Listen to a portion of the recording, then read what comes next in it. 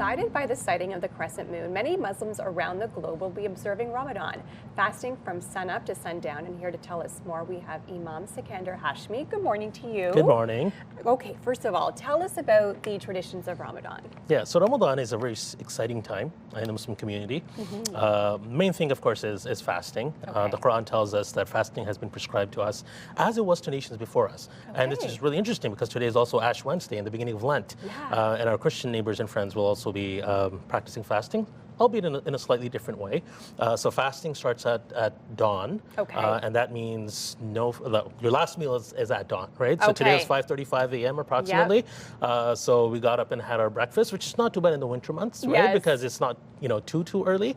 And then there's no food or drink, not even water, because we get asked that a lot, until sunset. Okay. And then that's when, of course, everyone feasts because you haven't eaten all day.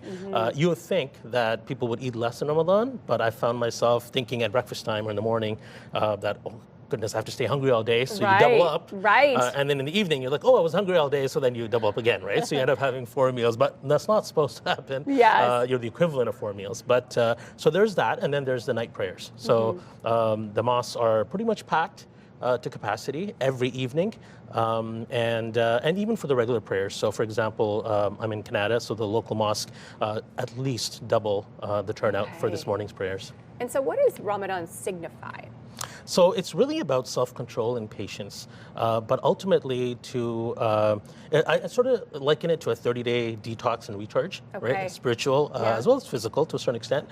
So really trying to reflect upon our past years, or like our bad habits, the sins, the things that we shouldn't have done, seeking repentance, forgiveness, dedication to God, building piety, and then sort of recharging spiritually for the year to come.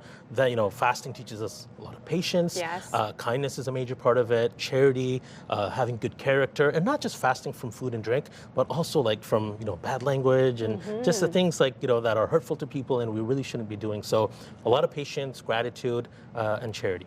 And what do the dates signify? Because a lot of you break your fast with dates. Yes, absolutely. So, there's many different types of dates. So we have Majilla dates here, and this is a prophetic tradition to break the fast with, but also to have in the morning as well. Dates are packed with nutrients, right? So a lot of potassium, iron, fiber, sugar as well, right? After that long day of fasting. So this is really sort of like the miracle food. Of course, people eat a lot of other things, but dates are really to go to the staple when it comes to breaking the fast. And how can community members support Muslims during this time? So, it's kindness can go a long way. So I think just being open to understanding, asking questions. There's no, dumb question as long as it's sincere. But really, also recognizing that schedules will be altered a bit.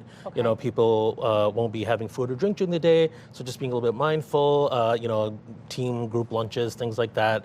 I know a lot of schools are very accommodating as well. When it comes to pizza lunches and so on. We don't want it to be canceled, by the way. I don't like it when things are canceled for people who are not fasting. But just for those who are fasting, a lot of Muslims also become a bit more observant, so they may be looking for maybe a place to pray during the day. The prayers, come a little bit closer. We do have a prayer mat as well, and also it's also a time of the revelation of the Quran. So a lot of Muslims will be reading the Quran. We have a clear Quran here in English, the English translation. This is really popular, by the way. It's a Canadian translation of the Quran.